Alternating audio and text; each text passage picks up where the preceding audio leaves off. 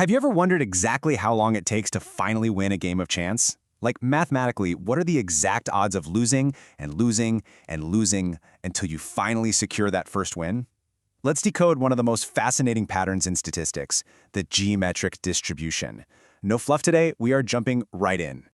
Think about throwing darts at a board over and over until you finally hit the bullseye. How many throws is that going to take? It could be one lucky shot, right? Or it could be 6. It could be 100. That exact scenario, repeating an action continuously until you hit a first success, is exactly what we're decoding in this explainer. Here's my promise to you for this lecture. By the time we wrap up, you will completely understand the geometric distribution, the formulas behind its two main cases, and exactly how to apply them to real-world problems. We're going to build this step by step, so stick with me. Section 1. The pursuit of first success. A geometric experiment is remarkably simple in its setup. You basically just repeat a trial over and over until the first success occurs, and then you immediately stop. It's exactly like playing a game where you lose, and then bam, you win, and the game is over. The entire geometric distribution exists to model exactly when that first win happens. Section 2. We've got 4 rules of geometric probabilities. Imagine I'm writing these on a whiteboard for you right now. Rule 1. The trial is repeated until a success occurs. Rule 2. Every single trial must be completely independent from the last. Rule 3. The probability of success, which we call lowercase p, has to remain perfectly constant. And Rule 4. Our random variable, big X, represents the specific trial where the first success finally happens. Let's make this real for a second to really lock it in. Imagine rolling a standard die. Your probability of rolling a 3 is exactly 1 in 6. Because of those 4 rules we just laid out, we can find the exact probability of getting your first 3 on exactly your 5th roll. Think about the logic. That's 4 failures, followed by 1 single success. The math? It comes out to 0.0804, or about an 8% chance. Keep that exact logic in mind as we introduce our first formula. Moving on to Section 3. Case 1. Counting all trials. Okay, let's dive into this formula. Now, it might look a little complex at first glance, but let's deconstruct it logically. The probability that big X equals little x is 1 minus p to the power of x minus 1 multiplied by p. So why does this work? Well, 1 minus p is literally just your probability of failure. X minus 1 is the number of times you failed.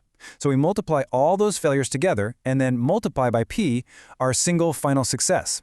It's essentially just the mathematical story of failure, failure, failure, success. And this brilliantly illustrates what that story looks like mapped out. We're tracking the probability of finding a defective component in a batch. Notice how the probability is highest on the very first try, and then steps down constantly as we test more components.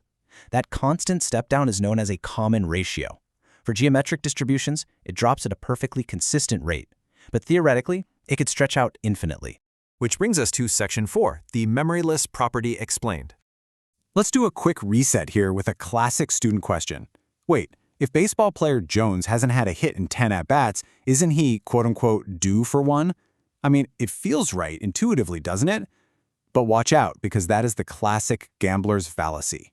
Here is the absolutely crucial point. The geometric distribution is strictly memoryless. Past events are completely irrelevant. The probability begins anew with a clean slate every single time you try. It cannot capture human learning or the idea of being due for a hit. If baseball player Jones's chance of a hit is 20%, it is exactly 20% on his 11th try, regardless of his 10 previous failures.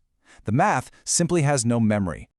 Now for Section 5. Case 2. Counting only failures. Take a look at this comparison. Case 1 defines X as the total number of trials, which includes the final success. But Case 2 defines X purely as the number of failures before the success. The logic shifts entirely here. In Case 2, the winning trial isn't counted in X at all. It's absolutely vital to recognize which case a problem is asking you for, or it'll throw off your whole calculation. Because of that shift, our expected value, our mean, changes. For Case 2, the expected number of failures before a success is simply calculated as 1 minus p divided by p. Knowing this tiny, subtle distinction between Case 1 and Case 2 is a real game changer and will completely save you when analyzing data. Let's pull this all together in Section 6, real-world geometric problems. Let's look at some practical examples so you can see this in action. Let's say 35% of industrial safety accidents are caused by ignoring instructions. How many reports would an engineer expect to review to find just one? For case 1, the mean is just 1 divided by our probability p. So 1 divided by 0.35 gives us an expected average of 2.8 reports. Or consider lifetime cancer risk, noted here at 1.5%. 1 divided by 0.015 means you'd expect to ask about 66.67 people before finding someone affected. This is exactly how the math models our actual world. So what is your key takeaway for tackling introductory statistics problems like these? It really comes down to a 3-step action plan. First, always identify your P, your probability of success. Second, find your Q, your probability of failure. And finally, ask yourself, am I counting all the trials or just the failures before the success? Lock those 3 steps down and you have absolutely mastered this. Before we wrap up, I want to leave you with a final thought to connect everything we've learned today. If testing defective parts is truly memoryless, how does that fundamentally change the way we design safety inspections in the real world? It means the machine doesn't just become due for a breakdown. Every single inspection is a completely fresh roll of the dice. Think about that the next time you step onto an airplane or into an elevator. Keep exploring the numbers, stay curious, and I'll catch